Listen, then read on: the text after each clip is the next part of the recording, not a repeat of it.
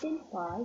Convert the linear equation 4x plus 6y equals to 60 into slope-intercept form and identify its slope and y-intercept. Okay, now, this question we want to convert the equation into slope-intercept form.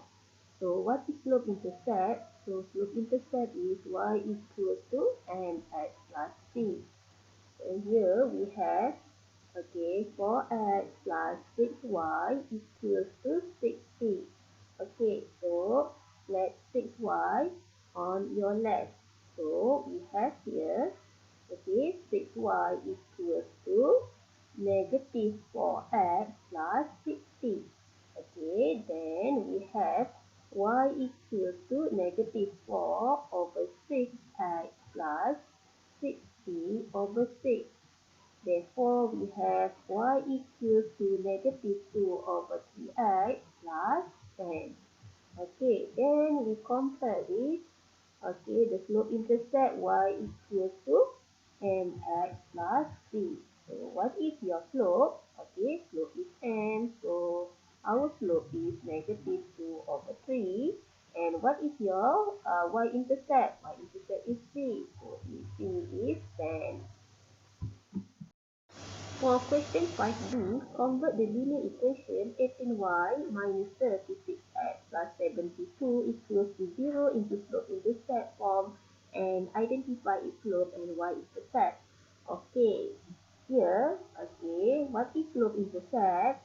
Slope-intercept is y equals to mx plus c. So we have here 18y minus 36x plus 72 equals to 0. What is the first step? The first step is let y on your left. So we have 18y equals to 36x minus 72. Then we have y equals to 36 over 18 x minus 72 over 18. So what is y? So y equals to 2x minus 4. Now, compare with y equals to mx plus c. Then we have, what is m? M is slope is 2. And what is y-intercept?